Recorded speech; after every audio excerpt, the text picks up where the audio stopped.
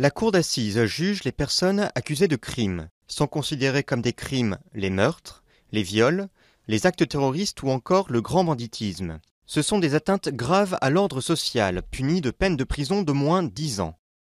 Sauf exception, l'audience de la cour d'assises est publique. Elle est également contradictoire, la défense et l'accusation sont sur un pied d'égalité.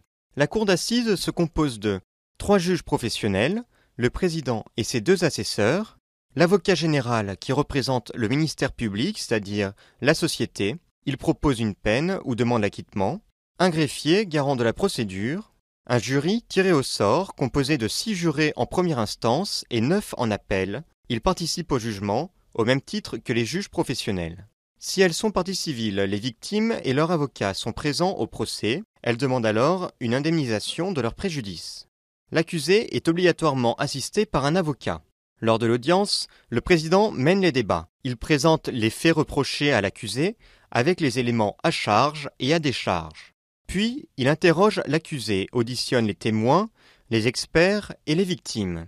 Viennent ensuite les plaidoiries, celles de l'avocat des victimes si elles sont parties civiles, puis celles de l'avocat général, et enfin de l'avocat de l'accusé, qui conclut toujours les débats.